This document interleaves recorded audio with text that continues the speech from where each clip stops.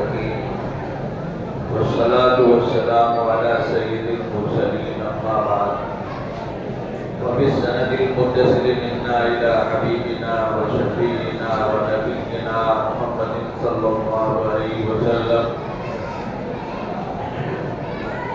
قال الراحمون يرحمهم الرحمن ارحموا من في الأرض يرحمكم وفي رواية يرحمكم من في السماء وبالسند المتصل منا إلى أمير المؤمنين في الحديث أبي عبد الله محمد بن إسماعيل بن إبراهيم بن المغيرة بن بردبة الجوفي البخاري رحمه الله تعالى قال باب قول الله تعالى ونضع الموازين القسط ليوم القيامة وأن أعمال بني آدم وقولهم هودا وقال مجاهد القسطاس العدل بالرومية ويقال القسط مصدر المقسط وهو العادل وأما القاسط فهو الجاهل.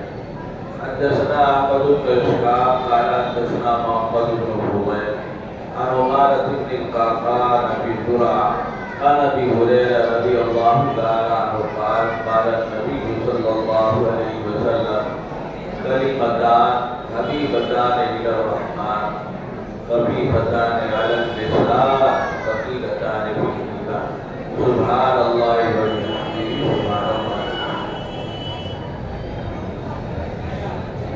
یہ مجلس ختم بخاری اور صحیح بخاری کے آخری درس کی ہے اور ہوتی ہے، لیکن اس موقع سے جو مجمع ہوتا ہے اس میں عوام اہل ایمان بھی ہوتے ہیں اور علماء بھی ہوتے ہیں، تو اس کو دیکھتے ہوئے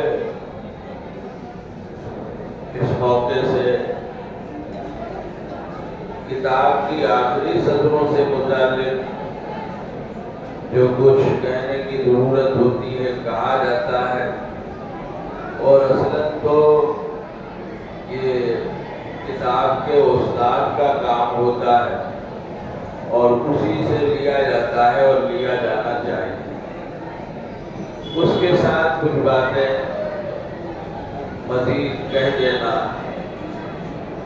تاکہ جمع ہونے والوں کا نفع ہو.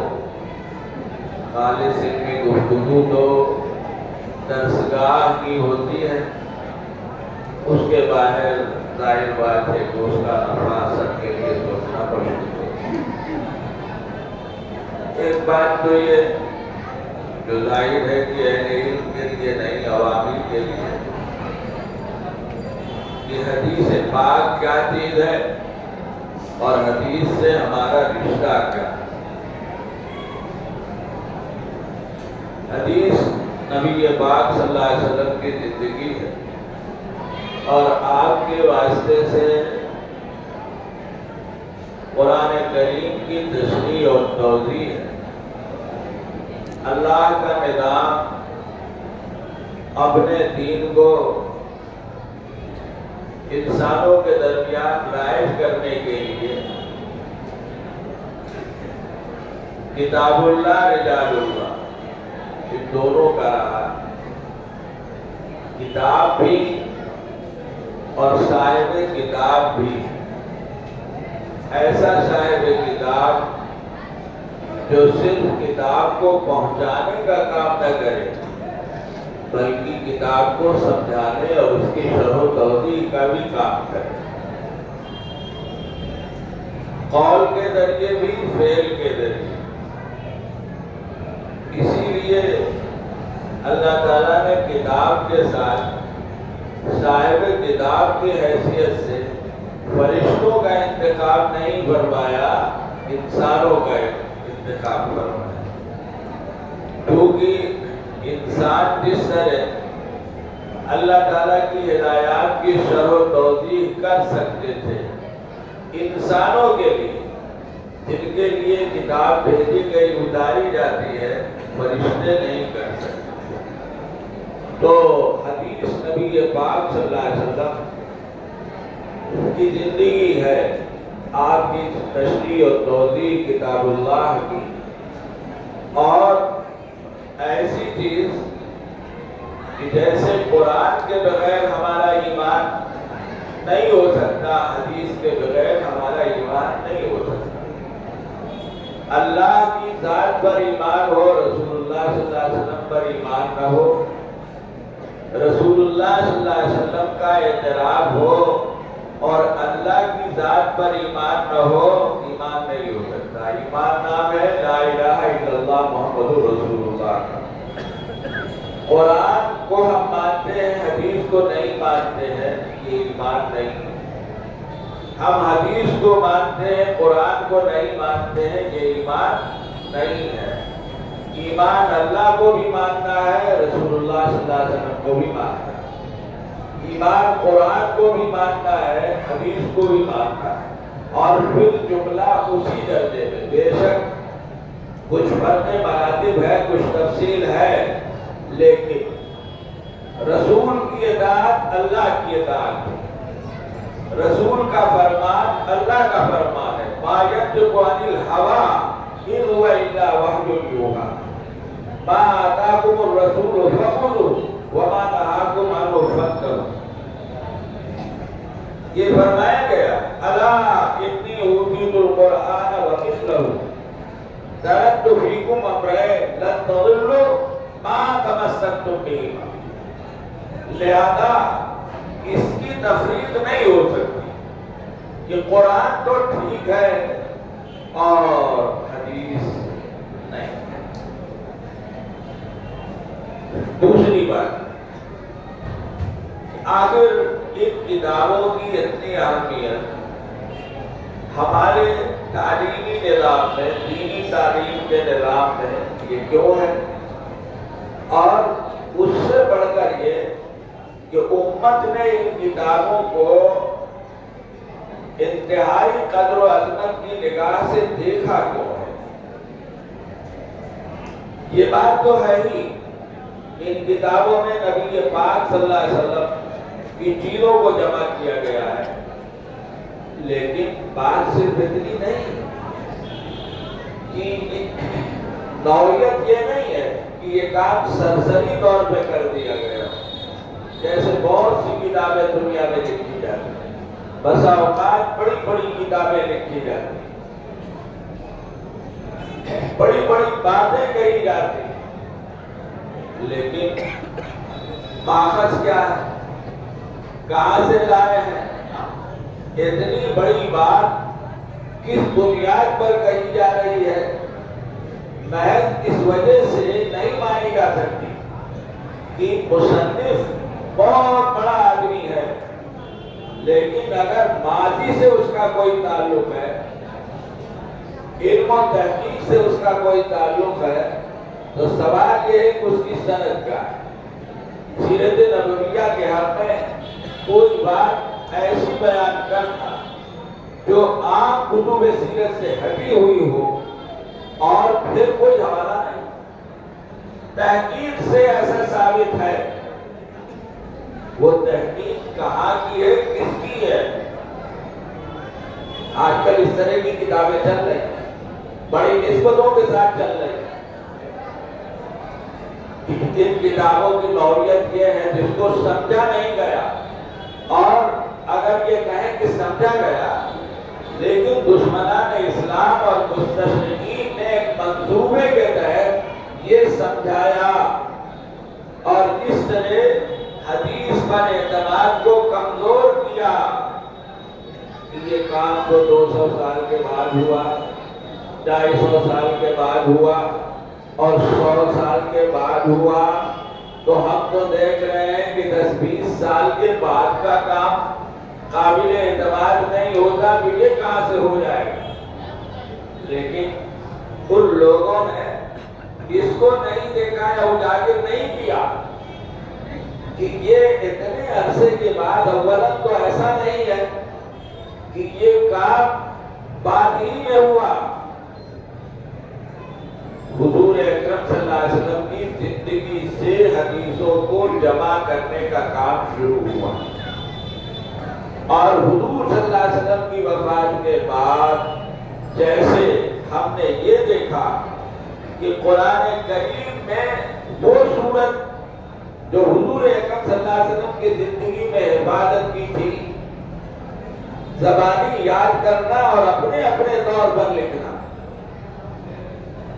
دوسری صورت اختیار کی گئی۔ ایک حضرت ابوبکر کے زمانے میں اختیار کی گئی، ایک حضرت عثمان کے زمانے میں اختیار کی گئی، اور آج حضرت عثمان رضی اللہ تعالیٰ عنہ کے زمانے کا اقدام ہی ہمارے پاس ہے، ہمارے لیے حجت ہے، اور علماء امت نے یہ بات کہی ہے کہ اس کے خلاف قرآن کریم لکھنے کے، چھاپنے کے، پڑھنے کے کوئی معنی نہیں ہے بجز پارہ اب کے بچوں کے لیے۔ پارہ اب کو بچوں کی تعلیم کے لیے ضرور تھوڑا ترتیب میں مختلف کر دیا گیا، صرف پارہ اب، ورنہ پورا قرآن وہی ہے آج جس کو حضرت عثمان رضی اللہ تعالیٰ عنہ نے اپنے زمانے میں مرتب کرا کے لکھا کر، اور انفرادی طور پر نہیں اجتماعی طور پر وہ ہے۔ کوئی دعویٰ کر لے دلیل نہیں لا سکتا، ترتیب نزول پر قرآن چھاپ لو، ایک عالم صاحب نے چھاپا بھی ہے، لیکن کوئی ان سے پوچھے کہ تم نے جو ترتیب قائم کی ہے صورتوں کی، آیات کی، تمہارے پاس کوئی دلیل ہے یا ایسے ہی تم نے سمجھا ایسا سمجھ میں آتا ہے، ایسا سمجھ میں آتا ہے، ایسا سمجھ میں آتا ہے، تو یہ تو پہلے سے تو ایسے ہی حضور عزیزوں، بزرگوں، دوستوں، صحابہ کرام نے حضور اکرم صلی اللہ علیہ وسلم کی وفات کے بعد امت نے حدیث پاک کے ایک ایک حرف کو مضبوط کرنے اور محفوظ کرنے کی کوشش کی، جو آج ہمارے سامنے ہے، اور جس کے لیے نہ جانے کتنے علوم کی ایجاد کی۔ علماء ہیں، طلباء ہیں، سب جانتے ہیں، موقع نہیں ہے تفصیل کا، کتنے علوم کی ایجاد کی ہم نہیں جانتے، افسوس کی بات ہے۔ حضرات صحابہ کرام کی ایک تعداد ہے جنہوں نے حضور صلی اللہ علیہ وسلم کی وفات کے بعد اہتمام سے حدیثوں کو جمع کرنے کا کام کیا، تحریری شکل کئی کتابیں، بڑے بڑے ذخیرے حضرت ابو ہریرہ رضی اللہ تعالیٰ عنہ نے زبانی جو کچھ بیان کیا، اور جس میں سارے صحابہ سے بڑھ گئے، ان کے پاس لکھا ہوا مجموعہ بہت بڑا تھا، بہت بڑا مجموعہ۔ اللہ جزائے خیر دے، ابھی ذکر خیر بھی آیا، آپ ہی کے شہر کے عالم حضرت مولانا مصطفیٰ صاحب آدمی رحمت اللہ علیہ، انہوں نے یہی مستشرقین کی اس قسم کی باتوں کی وجہ سے انتہائی تحقیقی چیز لکھی، جو انگریزی میں بھی ہے، عربی میں بھی ہے، اردو میں نے دیکھا نہیں ہے، لیکن یہی کہ حضرات سے سنا ہے کہ اردو ترجمہ بھی ہوا ہے، اس میں تفصیل دیکھیے، کن صحابہ نے حدیثوں کو جمع کیا، کن تابعین نے جمع کیا، بہرحال تو یہ کام عہد نبوی سے ہوا، اور کیوں ہی نہیں ہوا۔ آج جیسے کوئی واقعہ پیش آتا ہے، آ گئے رپورٹر، ہاں بھائی آپ بتائیں، آپ نے کیا سنا، آپ نے کیا دیکھا، نہ کسی قبر سے دھواں نکل رہا ہے، نہ کسی قبر سے خون نکل رہا ہے، اور خبر چل رہی۔ ہم کہے تھے ہم یہ رپورٹ لے کے آئے، ابھی چاند ہوا نہیں، میٹنگ چل رہی ہے، فیصلہ بھی ہو گیا کہ چاند نہیں ہوا اور خبر چل رہی۔ لوگ مولویوں کا گلا پکڑتے ہیں کہ ساری دنیا ان چیزوں کو مانتی ہے، تم کیوں نہیں مانتے ہو؟ رات دن دیکھ نہیں رہے ہو کیا ہو رہا؟ اس طرح نہیں جمع کیا، ہر حدیث کے ساتھ سند موجود ہے۔ یہ سند کیا؟ کڑی در کڑی کڑیاں ہیں ایسے، اس واسطے سے ایک حدیث لی گئی ہے، جمع کی گئی ہے۔ ایسا نہیں کہ گھومتے ٹہلتے بخاری نے سن لیا اور اصحاب سیاہ ستہ نے سن لیا اور کتابیں لکھ دی گئی، مارے پھرے۔ آج کے دانشور جنہوں نے ایک سلسلہ شروع کر دیا ہے کہ علم کی جتنی فضیلت ہے صرف تمہارے لیے نہیں، ہمارے لیے بھی، ہمارے لیے بھی ہے۔ اور ہمارے بعد مولوی معاف کرے علماء کرام، میں نہ میری عمر نہ میرا مقام، لیکن میں پورا کہہ رہا ہوں کہ ہمارے علماء کرام کا بھی ایک طبقہ کہتا ہے اقرا کے ساتھ مفعول بھی نہیں ہے، اور عربی کا قاعدہ ہے کہ جب فعل متعدی ہو اور مفعول بھی ذکر نہ کیا جائے تو مفعول پہ عموم پیدا ہو جاتا ہے۔ پڑھو جو چاہے پڑھو، اقرا کا یہ مطلب ہے، زیادہ صاحب آگے اور بالکل متصل جو لفظ ہے وہ چھوڑ دیتے ہیں، اس کو نہیں دیکھتے۔ کیا پڑھو؟ اقرا بسم ربک الذی خلق، اللہ کا نام پڑھو، اللہ کے نام سے پڑھو۔ دین پڑھنا مراد ہے، معرفت الہی کو کے حصول کے جو ذرائع ہیں علم کے ان کو پڑھنا ہے۔ اصل علم یہی ہے۔ حضرت مولانا علی میاں صاحب رحمۃ اللہ علیہ ایک بہت بڑی مجلس میں، یہاں دعویٰ ہی یہی تھا کہ مولوی بڑا ڈاکٹر اور ڈاکٹر بڑا انجینئر بنانا ہے ہم کو۔ آج کل بڑی بہت چل رہی ہے تحریک، ہم تو بھائی اپنے بزرگوں والے ہیں۔ صاحب بات تو حضرت مولانا نے جو تقریر کی، استقبالیہ کی تمہیدی بنیادی تقریر کے بعد میں خود وہاں موجود تھا، حضرت مولانا نے فرمایا علم تو نام اسی پڑھائی کا ہے جو اللہ سے ملا ہے۔ پوری تقریر، اور حضرت کی تقریر کے بعد صوبے کے وزیر اعلیٰ کھڑے ہوئے جو غیر مطرب تھے، انہوں نے بھی وہی تقریر۔ یہ اہل اللہ کا تصرف ہے، ایسا نہیں ہے کہ اقرا کے ساتھ مفعول بھی نہیں ہے تو سب لے آؤ۔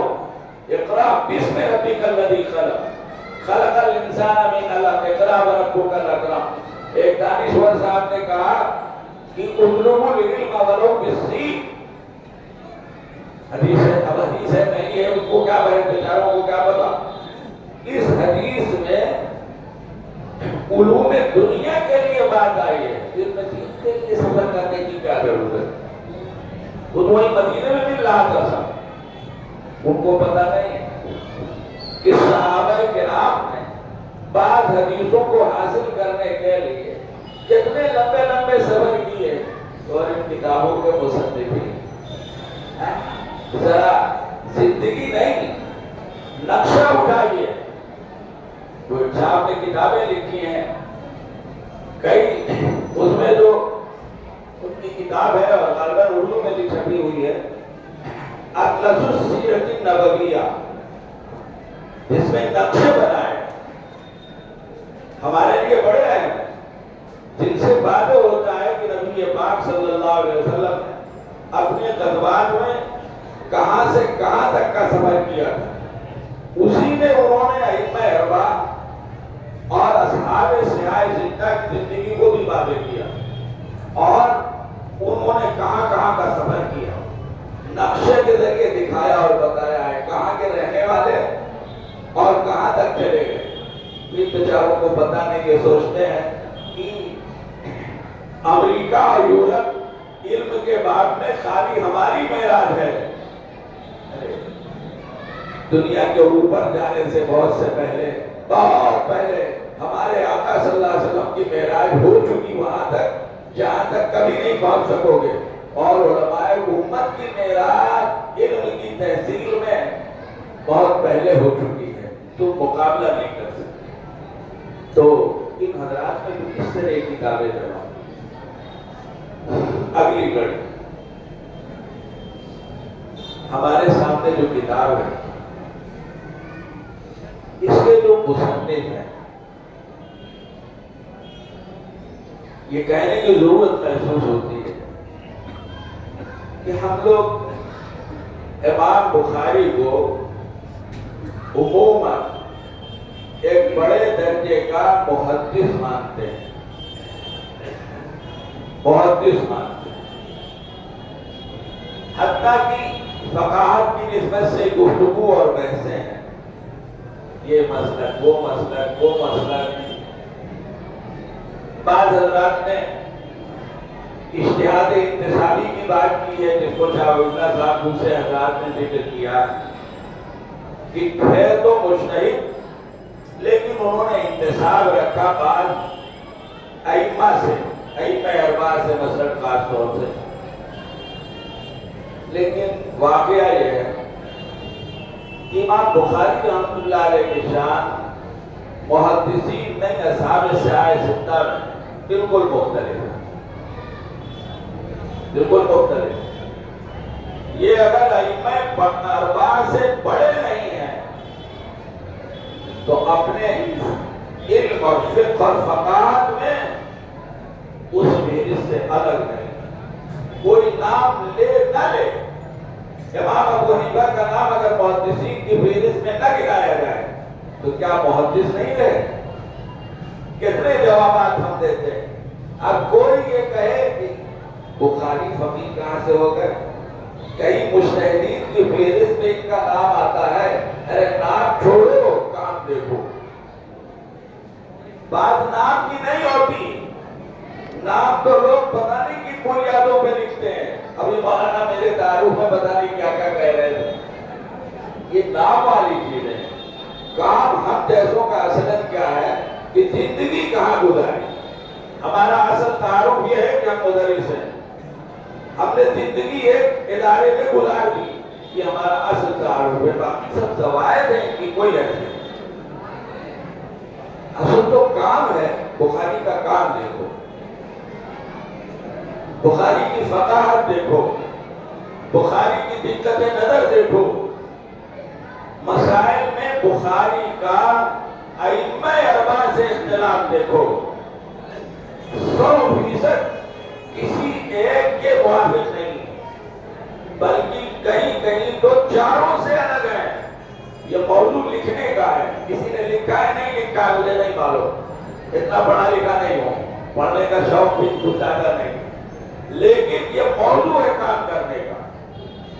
امام بخاری کہاں چاروں سے الگ ہے، امام بخاری کہاں ابو حنیفہ کے ساتھ ہے، امام بخاری کہاں امام شافعی کے ساتھ ہے، امام بخاری کہاں امام احمد کے ساتھ ہے، امام بخاری کہاں امام مالک کے ساتھ ہے، اور امام بخاری کہاں چاروں کے ساتھ ہے۔ یہ موضوع لکھنے کا ہے، ضرورت ہے اس کو لکھنے کی تاکہ امام کی فقاہت سامنے آئے۔ یہ ائمہ اسلام میں اسی طرح ہیں جیسے ائمہ اربعہ ہیں۔ ائمہ اربعہ کی خدمات نے جس طرح عالم اسلام اور مسلمانوں کو مستفید کیا ہے اور دین اور ایمان کے اعتبار سے مضبوط کیا ہے، امام بخاری کا نام بھی اسی پر ہے۔ الرسالۃ المستطرفہ کے مصنف نے اپنی کتاب شروع کی ہے جو تعارف کرایا ہے، آپ حضرات واقعی یہ 10 امت کے ائمہ ہیں، علم کے اعلام ہیں، 10 میں 4 ائمہ اربعہ ہیں۔ پہلے ائمہ اربعہ کا تذکرہ کیا، کتاب کا موضوع ہے کتب حدیث کا تعارف، پہلے ائمہ اربعہ کا تذکرہ کیا، پھر اصحاب سیاہ ستہ کا تذکرہ کیا، پھر اس قسم کا جملہ لکھا۔ امام بخاری کی یہ قدر و منزلت ابن قیم علیہ الرحمہ نے کسی موقع پہ لکھا ہے، علماء اسلام کی جنہوں نے دین اور ایمان کو محفوظ کیا، مضبوط کیا، اس کا کام کیا، ان کی 2 قسمیں ہیں، علماء درایت، علماء روایت۔ وہ علماء جنہوں نے فقاہت اور مسائل کی نسبت سے کام کیا، اور وہ علماء جنہوں نے احادیث کو مضبوط اور محفوظ کرنے کا کام کیا۔ امام بخاری کی شان بہت بڑی ہے، اور یہ کوئی دعویٰ کرے کہ بخاری ہمارے ہیں، بخاری ہمارے، دعویٰ کرنے دیجیے، کسی کے نہیں ہے، سب کے۔ اور جو لوگ یہاں وہاں بحث کرتے ہوئے بسا اوقات کہتے ہیں اور آپ کا شہر تو کچھ اسی طرح کا ہے، معذرت ہے اگر ایسے حضرات یہاں پر ہو کہ بخاری تو سارے مسئلوں میں بخاری کو مانو، تو کوئی مسئلہ خلاف اگر آ جائے باب من اجاز طلاق الثلاث، نہیں یہ مطلب تھوڑی ہے، یہ مطلب نہیں امام مالک نے کہا ہے ہر ایک کی کوئی بات کی جاتی ہے کوئی چھوڑ دی جاتی ہے، ایسا نہیں۔ امام بخاری کی شان ہمیں اس بات کو سمجھنا ہے، ان کی کتاب، یہ کتاب تو عجیب و غریب ہے، سیاہ ستہ میں بالکل مختلف شان ہے، اور ان کا مقام و منصب پوری کتاب سے واضح ہوتا ہے. اور سب سے زیادہ تو ان کا مقام انہوں نے کیا کام کیا ہے. یہ جو آخری دو کتابیں ہیں، کتاب کے آخری دو حصے، ان سے وضاحت ہوتی ہے. کتاب الاعتصام بالکتاب والسنہ اور کتاب التوحید، جس کی آخری سطریں ابھی پڑھی. ان دونوں کتابوں میں امام بخاری رحمۃ اللہ علیہ ایمان اور اسلام کے اصول بیان کی. ابتدا وہی سے کی ہے، کیونکہ دین کا بنیادی مقصد وہ ہے، اور انتہا یہاں کی ہے کہ اصول کیا ہوں گے دین. تو کتاب الاعتصام میں انہوں نے فقہ کے اصول بیان کیے. آپ ذرا گہرائی سے پڑھیے اور پھر اصول فقہ کی کتابوں میں اور قواعد فقہ کی کتابوں میں پڑھی ہوئی بحثوں کو سامنے لائیے اور دیکھیے. کس چیز کا بیان ان کی کتاب میں نہیں ہے، ان کے انداز پر. بخاری کا اپنا انداز جس کو بسا اوقات سمجھنا مشکل ہوتا. پوری اصول فقہ کتاب الاعتصام بالکتاب والسنہ میں ہے، اور کتاب التوحید میں اصول ایمان، کلامیات، وہ فریات، یہ اصلیات، ان کو بیان کیا. اور چونکہ دونوں کا موضوع ہے ایمان کے اصول کو بیان کرنا، اس لیے حضرت شیخ مولانا زکریا صاحب رحمۃ اللہ علیہ کی رائے ہے کہ دراصل یہ آخری حصہ دونوں کتابوں کا مجموعہ آخری کتاب ہے. کیونکہ تھوڑا سا مسائل میں پھیلاؤ ہے تو دو حصہ کر دیا، ورنہ دراصل یہ ایک حصہ ہے. یہاں اس سے سمجھے کہ اعتصام میں امام بخاری کے اصول بیان کن چیزوں سے ہم استدلال کر سکتے ہیں، کن چیزوں سے نہیں کر سکتے، کون سا قیاس حجت ہے وغیرہ داری دوسری چیز. یہاں آئے تو اب یہاں آ کر انہوں نے ایمانیات کی نسبت سے عقائد کو پڑھا، اور اس میں ان کے زمانے میں کیا موضوعات چل رہے تھے اس کو سامنے رکھا. اپنے زمانے میں جو باتیں ہوتی ہیں وہی موضوع بنتے ہیں بنیادی طور پر ایک عالم کی تحقیق میں، تعلیم میں، بیان میں. تو ان کے زمانے میں جو عقائد تھے ادھر ادھر کے، وہ سب ان کے سامنے کیا کیا چیزیں کتاب اور سنت سے ثابت ہیں، اور کیا چیزیں ایسا ہیں کہ کتاب ایسی ہیں کہ کتاب و سنت کے حکمات سے لوگ پکڑ کر دعوے کر رہے ہیں حالانکہ ان سے باہر. ان سب کو اس میں ہے امام بخاری رحمۃ اللہ. تو اس کتاب کی یہ نوعیت، اور اسی کے پیش نظر پھر ہمارے شرح اور اساتذہ یہ بحث کرتے ہیں کہ آخر یہ جو آخری باب ہے، اس آخری باب میں امام بخاری کا کیا مقصد ہے اور کیا کہنا چاہتے ہیں. گفتگو تو یہ بھی لوگوں نے کر رکھی ہے کہ پہلی حدیث مقصد سے باہر، اور یہ آخری حصہ اور آخری حدیث بھی مقصد سے باہر. دراصل اس لیے ہے کہ نیت صحیح ہو، اور اس لیے ہو کہ مجلس کا کفارہ ہو. لیکن جو خواص ہیں شراح خدام، انہوں نے یہ رخ نہیں اختیار. حافظ ابن حجر رحمۃ اللہ علیہ فرماتے ہیں کہ یہ جو آخری حصہ ہے کتاب التوحید کا، اور اس کے آخری حصے میں جو خاص موضوع ہے جو اس زمانے میں ایک بڑا فتنہ بنا ہوا تھا، اور جس فتنے سے خود امام بخاری رحمۃ اللہ علیہ کا سابقہ بھی پڑا تھا، یہ اسی سے جڑا ہوا ہے.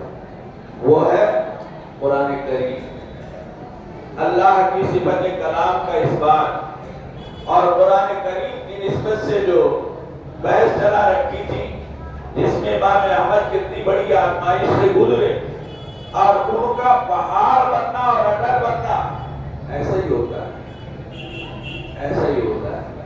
کوئی ایک اللہ کا بندہ کھڑا ہو جاتا ہے، چاہے ساری مخلوق نرم ہو جائے، جھک جائے مختلف مسئلوں سے، لیکن اس کے کھڑے ہونے کی وجہ سے دین اور ایمان بچ جاتا ہے. ہمارے یہاں مثالیں الحمدللہ. حضرت مجھے بتانی نے کیا کیا ایسا ہوتا ہے، اور علماء نے لکھا ہے کہ یہ جو مسئلہ ہے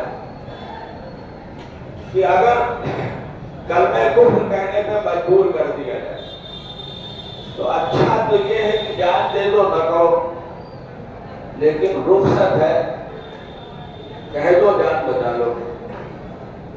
امام احمد جیسے عالم کے لیے نام نہیں ہے، لیکن میں مثالیں ذکر کر رہا ہوں، لکھا ہے کہ امام احمد جیسے عالم کے لیے جائز نہیں ہے کہ کلمہ کفر کہہ کر اپنی جان بچا لے۔ کیوں؟ پوری امت ان کے پیچھے۔ جس آدمی کی یہ شان ہو اپنے ملک میں، اپنے علاقے میں، اپنے قوم میں، اپنے زمانے میں، کہ ساری دنیا اس کو دیکھ رہی ہوتی ہے کیا کہہ رہا ہے، اور وہ جو کہہ دے گا سب ادھر چلے جائیں گے، اس کے لیے جائز نہیں ہے کہ وہ کلمہ کفر کہہ کے اپنی جان بچا لے۔ اس کے لیے یہی ہے کہ کلمہ کفر نہ کہے چاہے جان چلی جائے۔ جیسے یہ مسئلہ لکھا ہے کہ ایک آدمی حق کہہ کر جان دے دے، لیکن اس کی شان یہ ہے کہ اس کی وجہ سے علاقے کے مسلمانوں کا دین اور ایمان اور جان و مال سب محفوظ ہے، اس کو یہ نہیں کرنا چاہیے۔ اس کو اپنی زندگی کو اس لیے ترجیح دینا چاہیے کہ میری وجہ سے چاروں طرف سینکڑوں ہزاروں لاکھوں مسلمان ہیں، ان کا دین اور ایمان بچے گا، ان کی جان مال کی حفاظت۔ ہمارے علماء امت اللہ تعالیٰ جزائے خیر دے، ایسی دقیق باتیں انہوں نے لکھ رکھی ہیں کہ ظاہر ہے کہ کیا ان کی تعریف کی جا سکتی ہے۔ تو بہرحال یہ جو مسئلہ تھا امام بخاری نے اس کو لکھا، اور بنیادی طور پر اس حصے میں مختلف عنوان سے اللہ کی صفت کلام کو ثابت کیا۔ اسی دن میں یہ آخری معاملہ ہے، اور اس میں یہ بھی ثابت کیا ہے کہ دیکھو، ایک تو اللہ کا کلام ہے جو اس نے اپنے نبی صلی اللہ علیہ وسلم پر اتارا، اور ایک وہ ہے جس کو ہم پڑھتے ہیں، جس کو ہم اپنی زبان سے ادا کرتے ہیں، جس کو ہم اپنے ہاتھ سے لکھتے ہیں۔ ان دونوں میں بڑا فرق ہے۔ ایسا ہی فرق ہے جیسے خالق اور مخلوق میں فرق ہے، جیسے اللہ کی ذات میں مخلوق میں فرق ہے، ایسا ہی فرق ہے۔ کلام اس کی ایک صفت برحق ہے، اس کے شایان شان، اور جس چیز کو ہم اس نام اور عنوان سے پڑھ رہے ہیں یہ ہمارے اعمال میں، اس کی طرف یہ نسبت کرنا چاہو تو کرو، اور اسی کو بخاری نے یہاں ثابت کرنا چاہا ہے یہ کہہ کر کہ دیکھو وَنَضَعُ الْمَوَازِينَ الْقِسْطَ لِيَوْمِ الْقِيَامَةِ وَأَنَّ أَعْمَالَ بَنِي آدَمَ وَقَوْلَهُمْ يُوزَنُ۔ یہ قول کا لفظ اس لیے لایا ہے کہ ہمارے سارے اعمال کا بھی وزن ہوگا، سارے اقوال کا بھی وزن ہوگا۔ اعمال میں نماز، روزہ، حج، زکوٰۃ سب شامل ہے، اور اقوال میں تسبیحات، تحمیدات، صلوات اور قرآن بھی داخل ہے۔ تو عابد بن حجر رحمۃ اللہ علیہ کی رائے تو یہ دراصل وہی موضوع پیش نظر ہے، اور اسی کو انہوں نے امام بخاری رحمۃ اللہ علیہ نے نمایاں کرنا چاہا اور اس طرح ثابت کیا۔ اور اس موضوع کو وَنَضَعُ الْمَوَازِينَ الْقِسْطَ، اس عنوان کو لانے کی ضرورت کیوں پیش آئی، اس کی وضاحت دوسرے اقوال سے اس بابت ہوتی ہے۔ معاملہ یہ جیسا کہ ابھی بات آئی ہے کہ یہ حضرات یہ دیکھتے ہیں کہ ہمارے زمانے میں کیا چل رہا ہے، کیا خیالات چل رہے ہیں، کیا عقائد چل رہے ہیں، کیا نظریات چل رہے ہیں، امت کن چیزوں سے متاثر ہو رہی ہے۔ تو بہت سی چیزیں یہ لوگ اپنے زمانے میں جو پائی جا رہی ان کو سامنے لیتے ہیں، اس بات بھی کرتے ہیں، رد بھی کرتے ہیں۔ یہ جو کتاب التوحید میں امام بخاری نے بہت سی چیزیں ذکر کی ہیں، تو کہیں مرجئہ کا رد ہے، کہیں معتزلہ کا رد ہے، کہیں خوارج کا رد ہے، کہیں کسی دوسرے فرقے کا رد بھی ہو سکتا ہے۔ ضروری تھوڑی ہے اہل سنت والجماعت میں بعض افراد اگر کچھ ادھر ادھر کی بہکی باتیں کرنے لگ جائیں، کچھ ایسی چیزیں بھی آئی ہیں، ان کا بھی رد ہے۔ تو اس لیے امام بخاری نے اس طرح کی چیزیں بیان فرمائی۔ دوسرا قول ہے جو زیادہ تر شراح کا، وہ یہ ہے کہ چونکہ صفات باری تعالیٰ کا اثبات ہو رہا ہے، تو اس ضمن میں امام بخاری صفت عدل کو بیان کرنا چاہیے، اللہ تعالیٰ کی صفت عدل کو ثابت کرنا چاہیے، جس کے ظہور کا عدم جو موقع ہوگا، مظہر ہوگا، وہ قیامت پر ہوگا۔ اس کے لیے یہ وزن اور اعمال اور ترازو، یہ ساری چیزوں کا سلسلہ ہوگا۔ دنیا میں اللہ کے نظام عدل کے ساتھ دوسری چیزیں بھی چل رہی ہیں، اس کی مصلحتیں، کتنے لوگ، کتنے ظالم بغیر سزا کے دنیا سے رخصت ہو جاتے ہیں، اور کتنے ظالموں کو ایسی شکل میں سزا ملتی ہے کہ ظالم بھی نہیں سمجھتا، دوسرے بھی نہیں سمجھتا، حالانکہ سزا ہوتی ہے۔ بڑے زور شور سے کوئی کام کیا اسلام کے خلاف، تھوڑے دن کے بعد نام مٹ گیا، کوئی نام نہیں لے رہا، یہ بھی سزا کی ایک شکل، ہماری سمجھ میں آئے تو آئے، یہ بھی سزا کی ایک شکل ہے کہ تم نے جس نام اور عنوان سے یہ کام کیا تھا، اللہ کا گھر، آج کوئی تمہارا نام نہیں لے رہا، ایرے میرے نتھو خیرے اس سے فائدہ اٹھا رہے ہیں، اور تم جو جھنڈا لیے ہوئے تھے کہیں تمہارا نام نہیں آ رہا۔ یہ بھی سزا کی ایک شکل ہے اللہ تعالیٰ کی، اسے ہمیں سمجھنا چاہیے۔ ہوتا لیکن اصلاً تو سب وہاں ہو، وہاں ہو، وہاں کس طرح ہوگا یہ سوچا نہیں جا سکتا۔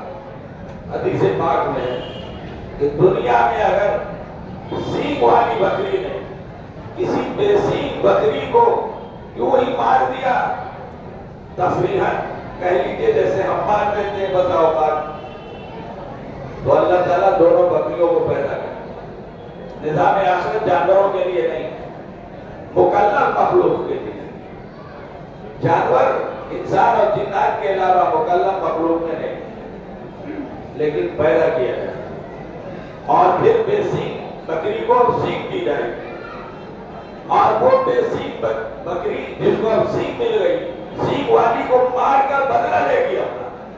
یہ نظام عدل ہے اللہ تعالیٰ کا، اور کتنی چیزیں ہم نے پڑھ رہے ہیں، کوئی خلش یہ بھی نظام عدل کے تحت ہے، باقی نہیں رہ جائے گی، بالخصوص جنت میں جانے والوں، جس کے لیے یہ آیا ہے، اور علماء کے ہاں یہ بحث ہے۔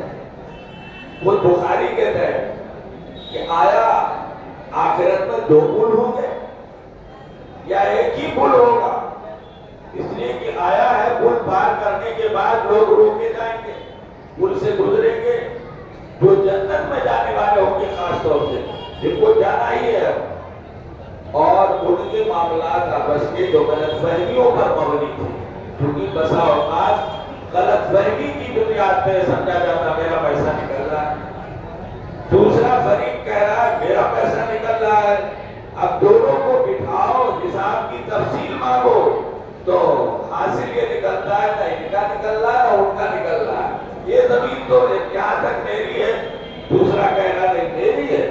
صحابہ کرام وغیرہ میں جو اختلاف ہوتا تھا زمین کا اعلان کا، وہ اسی قسم کا غلط فہمی، تو وہاں تصفیہ ہو جائے، اب سب جنت میں جائیں، ایسے کوئی جنت میں نہیں، اللہ تعالیٰ کا نظام ہے۔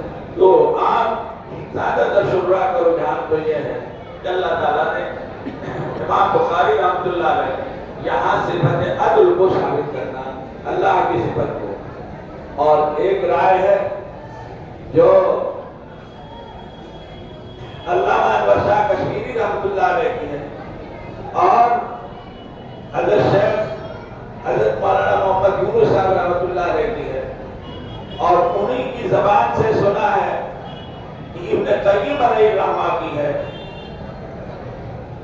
کہ یہ جو عقائد کے مسائل میں اہل سنت والجماعت معتزلہ وغیرہ کے درمیان اختلافی امور ہیں، ان میں ایک چیز وزن اعمال کی ہے، معتزلہ نے وزن اعمال سے انکار کیا ہے، یا اس قسم کے لوگوں نے، اور معتزلہ کا، معتزلہ کی خاصیت یہ رہی ہے کہ معتزلہ عقل پرست، عقل پہلے نقل بعد، عقل ان کا مخدوم ہے، خادم نہیں ہے، جبکہ بنیادی طور پر دین میں عقل خالق ہے، مخدوم نہیں ہے، اصل نقل ہے، اصل نسل ہے، عقل اصل نہیں ہے، سمجھیں گے تو مانیں گے۔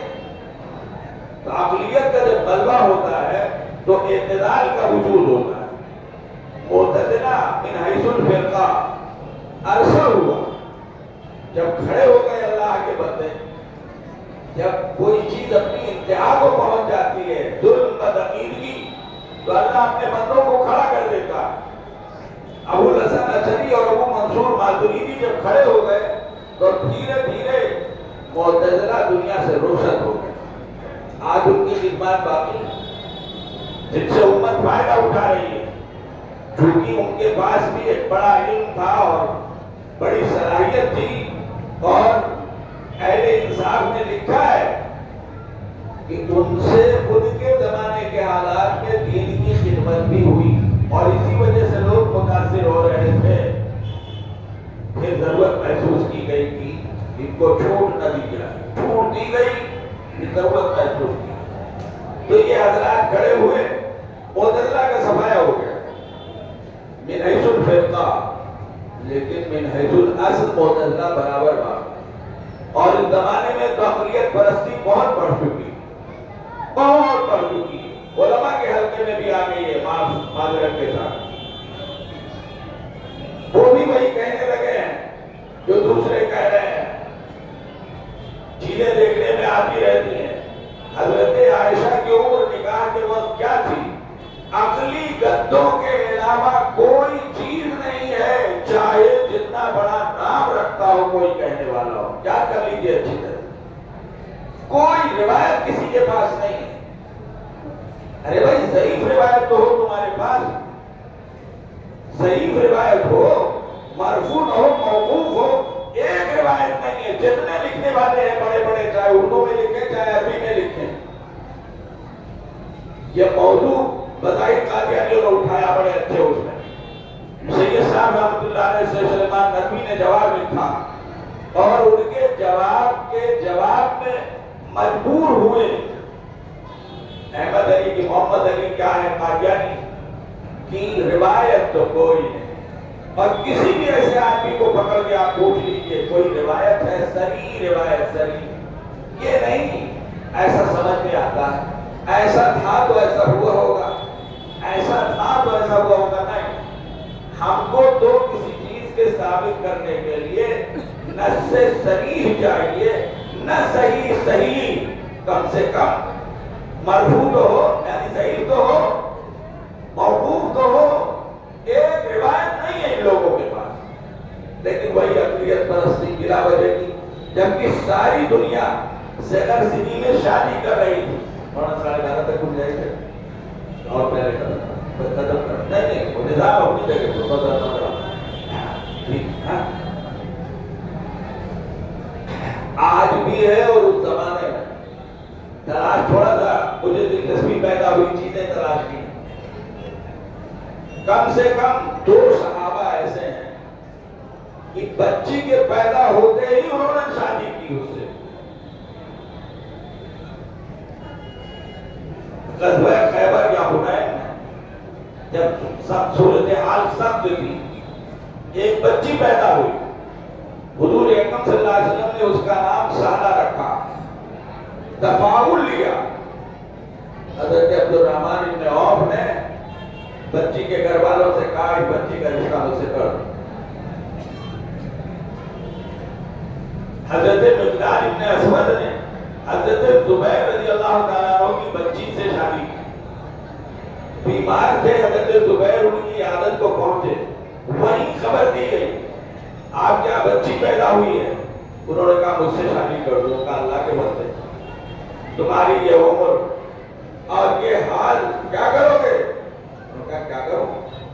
ارے بھائی نسبت تو قائم ہو ہی جائے گی اور شادی ہو جائے گی، میں مر گیا تو میرا ترکہ اس کو ملے گا، میرا ترکہ اس کو ملے گا۔ اور اس طرح کے نہ جانے کتنے واقعات دنیا کر رہی ہے، لیکن اب ہے بہرحال، تو یہ جو عقلیت پرستی ہے یہ دراصل اعتدال ہے ایک قسم کا جو برابر بات ہے. ایمان اس کا نام نہیں ہے. عقل کی بہت اہمیت ہے اسلام میں، اس میں کوئی شبہ نہیں. قرآن میں جگہ جگہ، حدیث میں جگہ جگہ، لیکن اتنی کہ ہم عقل کو اول کر لیں، پہلے سمجھیں گے پھر مانیں گے. ایمان اس کا نام نہیں ہے پہلے مانو، کرنے کی چیز ہو کرو، بعد میں سمجھنا چاہو تو سمجھ لو اگر سمجھ میں آ جائے، ورنہ آنکھ بند کر کے چلو. تقدیر کو کہاں تک سمجھو گے؟ کتنی چیزیں دنیا کے کتنے معاملات ہیں کہ جن کو ہم سمجھے میں گئے مانتے ہیں. ڈاکٹر کیا گئے، درد کہیں ہو رہا ہے، مرض ڈاکٹر کہیں بتا رہا ہے، لیکن ڈاکٹر صاحب پر ہمارا ایمان ہے تو ہم مان لے رہے ہیں. پیر میں درد ہو رہا ہے یہاں نیچے ایڑی میں، اور ڈاکٹر صاحب کہہ رہے ہیں آپ کے دماغ میں کچھ گڑبڑ ہے، کوئی نس آپ کی خراب ہو رہی ہے. ڈاکٹر صاحب کیسی بات نہیں، فوراً مان لے رہے ہیں. اور نبی، اللہ کا نبی اور رسول پاک صلی اللہ علیہ وسلم جو بات کہیں پہلے ہم سمجھیں گے پھر مانیں گے، یہ ایمان نہیں ہے. ایمان تو آنکھ بند کر کے مانیں. تو وہ ان کے اور ان کے انکار کی وجہ اس زمانے کے حالات سے فلسفے تھے کہ بولنے کے لیے منہ چاہیے، زبان چاہیے، آفلا چاہیے، یہ دانت چاہیے، کیسے نکلے گا، حروف کیسے نکلیں گے بغیر مخارج کے، کیا کہا جا سکتا ہے. اور آج دیکھیں، آج کتنے آلات بول رہے ہیں بولے بغیر، ہے نا بھائی؟ بول رہے ہیں، مشینیں بول رہی ہیں، زبان ہے، حلق ہے، دانت ہے. ایسا ہی وزن اعمال نہیں ہوگا، سمجھ میں نہیں آتا. اعمال تو آراز کے قبیل کی چیزیں، دکھائی دینے والی چیز نہیں ہے، جسم نہیں ہے. ارے بھائی پہلی بات تو یہ کہ اللہ کہہ رہے ہیں، اللہ شکل نکالیں گے، آنکھ بند کر کے مان لو. اور نہیں تو آج دیکھ لو کتنی چیزوں کا وزن ہو رہا ہے، کتنی چیزوں کا وزن ہو رہا ہے. فضا میں ہوائی جہاز جا رہا ہو تو نیچے کے آلات بتا سکتے ہیں کتنی رفتار سے جا رہا ہے. نہایت تیز رفتار سے گاڑی سڑک سے گزر رہی ہے اور فوراً آلات کیچ کر لیتے ہیں اتنی رفتار. ہوا، بارش، کیا کیا چیزیں ہیں جو کیچ کی جا رہی جن کا وزن ہو رہا ہے، وہ سب ختم بھائی، سب ختم ہو چکی ہے ساری چیزیں. تو یہ چیزیں تھی جن کے سامنے رکھتے ہوئے امام بخاری رحمۃ اللہ علیہ نے اس موضوع کو یہاں پر دیا ہے اور اپنی کتاب کو ختم کیا. آپ کہہ سکتے ہیں کہ چونکہ یہ تو آخری چیز ہوگی اور مرنے کے بعد ہوگی، یہ سب کب ہوگا؟ حضرت شیخ مولانا زکریا صاحب رحمۃ اللہ علیہ جنہوں نے تراجم پر ایک بے مثال کتاب لکھی ہے، ان کا برات اختتام حافظ ابن حجر وغیرہ دیگر شرراء نے بحث کی اپنے اپنے حساب سے. شیخ کا ذوق یہ تھا کہ وہ فرماتے تھے کہ امام بخاری ہر کتاب کے حصے میں کسی نہ کسی عنوان سے موت اور ما بعد الموت کی طرف اشارہ کرتا. آخری انداز موت، ما بعد الموت، یہ شیخ کا نقطہ نظر ہے. ہمارے حضرت رحمۃ اللہ علیہ نے جب بخاری پڑھانی شروع کی، کچھ لکھا بھی ہے کتاب الایمان، کتاب العلم پر حضرت مولانا صدیق صاحب باقی رحمۃ اللہ علیہ، تو حضرت نے فرمایا کہ بھائی میرا بھی ذوق ہے. تو یہ جو بات آئی کہ امام بخاری نے وزن کو، وزن اعمال کو یہاں ثابت کرنا چاہا ہے، تو اس کو اس سے مناسبت ہے. امام بخاری رحمۃ اللہ کی عادت ہے باب قول اللہ تعالی وَنَضَعُ الْمَوَازِينَ الْقِسْطَ لِيَوْمِ الْقِيَامَةِ وَأَنَّ أَعْمَالَ بَنِي آدَمَ وَقَوْلُهُمْ يُوزَنُ. ہر چیز کا وزن ہوگا، کوئی چیز نہیں چھوٹے گی. ہاں سب وہ بھی الگ بحث ہے. کچھ اللہ کے بندے ایسے ہو سکتے ہیں جنت میں جانے والے جن کا وزن نہیں ہوگا، برائیاں ہی نہیں ہے تو وزن کہاں ہوگا؟ وزن تو اس لیے ہے، ان لوگوں کے لیے ہے، اعمال کا وزن ہے، عقائد کا نہیں. وہ تو دو ٹوک فیصلہ، جو توحید پہ مرا وہ جنتی ہے، جو شرک پہ مرا وہ جہنمی ہے. دو ٹوک ہے. اعمال کے اعتبار سے مراتب طے ہوں گے جنت اور جہنم کے. تو جب اعمال کی نوعیت کسی مومن کی یہ ہوگی برائیاں ہے ہی نہیں سرے سے، تبھی تو 70,000 یا ان کے ساتھ بھی نہ جانے کتنے حساب کتاب جائیں گے مشہور حدیث. ایسے ہی بات کفار بھی ایسے ہو سکتے ہیں. کفار ہیں کفر کی برابر. آگے اعمال نہیں ہے کہ کوئی اس میں ترتیب ہو, اس کے اعتبار سے مراتب ان کے قائم کیے جائیں. وَأَنَّ أَعْمَالَ بَنِي آدَمَ وَقَوْلُهُمْ يُوزَنُ وَقَالَ مُجَاهِدُ الْقِسْطَاسَ الرَّجُلُ فِي الرُّمِيَّةِ وَيُقَالُ الْقِسْمَةُ الْمُحْسِنُ. حدیث ہے امام بخاری کی اس حدیث, پہلی حدیث میں کچھ گفتگو لوگوں نے کی ہے مناسبت بیان کرنے میں کہ پہلی حدیث کے پہلے استاد حمیدی ہیں, عبداللہ ابن زبیر, یا استاد ہیں احمد ابن اشقاق. وہ حدیث حضرت عمر سے جو افقہ الصحابہ ہیں, مہاجر ہیں, اور یہ حدیث حضرت ابو ہریرہ سے, یہ بھی مہاجر ہیں. یہ اکثر الصحابہ روایت ہیں.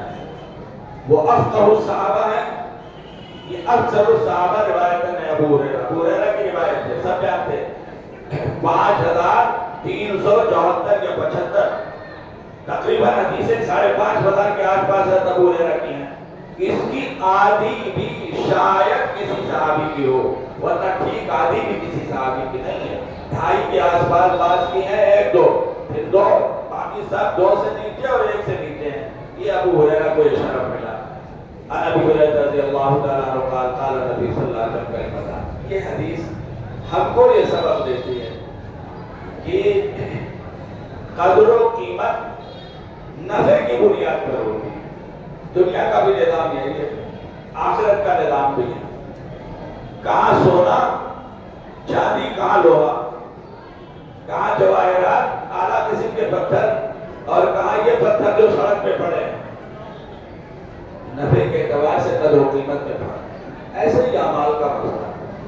اعمال کی قیمت اخلاص کی بنیاد پر ہے. پہلی حدیث امام بخاری اسی لیے لائے. اخلاص اگر ہو تو چھوٹی سے چھوٹی نیکی اور چھوٹے سے چھوٹا عمل بھی بہت بڑا ہو جائے گا. ایک کھجور کا ٹکڑا احد کے برابر ہو جائے گا. اور یہ چھوٹا سا کلمہ جس کے کہنے میں 1 منٹ بھی نہیں لگتا, آدھا منٹ بھی نہیں لگتا, یہ میدان کو بھر دے, میدان کو بھر دے. اور اس کے لیے اتنا بڑا ثواب کیوں بیان کیا گیا؟ ساری کائنات اس لیے پیدا کی گئی, ساری شریعت اس لیے پیدا کی گئی کہ اللہ کی تعظیم ہو, اس کی بڑائی بیان کی جائے. اور اللہ کو اپنی بڑائی بہت پسند ہے. نبی پاک صلی اللہ علیہ وسلم کا فرمان ہے اللہ سے زیادہ اپنی تعریف کسی کو پسند نہیں ہے. وَلِذَلِكَ مَدَحَ نَفْسَهُ. امام بخاری نے اسی سے ثابت کیا, خیر قرآن میں بھی ہے کہ اللہ تعالیٰ کے لیے درج نفس کا استعمال اللہ پر اطلاق ہو سکتا ہے, ذات کا اطلاق ہو سکتا ہے. یہ سب چیزیں امام بخاری نے اس میں ثابت کی ہیں, روایتوں میں کہاں کیا آیا. تو اس لیے سبحان اللہ وبحمدہ یہ آخری حد ہے تعریف. تعریف کا میں کیا دیکھا جاتا ہے؟ خوبیاں ان کا پایا جانا اور کمیوں سے دوری. حمد کیا ہے؟ ساری صفات خوبیوں سارے کمالات کا جمع ہونا. اور سبحان کیا ہے؟ ہر قسم کے نقص سے پاک ہونا. اللہ کی ذات تمام خوبیوں کی جامع ہے. الحمدللہ ساری تعریفیں اللہ کے لیے ہیں, ساری خوبیاں اللہ کے لیے ہیں, اور ہر قسم کے نقائص اور عیوب سے پاک ہے. تو چونکہ اس ٹکڑے میں یہ مضمون ہے اس لیے اس کا جو ثواب بیان کیا گیا ہے. وآخر دعوانا الحمدللہ رب العالمین. میں اس ادارے کا ذمہ داروں کا بہت مشہور ہوں. یہ حدیث کے شہر میں ہم جیسے لوگ جو اس فہرست میں آئے کیا ہو, وہاں دعوت دی گئی. میں تو محبت کی وجہ سے ان بزرگوں کے چلا آیا ہوں, ورنہ ہم لوگ تو اتحاد میں رہتے ہیں, جنگل میں رہتے ہیں, چھوٹا سا مدرسہ ہے, بدویت غالب ہے, لیکن وہ ہمارے حضرت کی نسبت ہے علیہ الرحمہ کہ اس نے جو ہے ایسا بنا دیا ہے. اللہ میرے آنے کو, آپ حضرت کے بلانے کو, اس پوری مجلس کو قبول فرمائے. وقت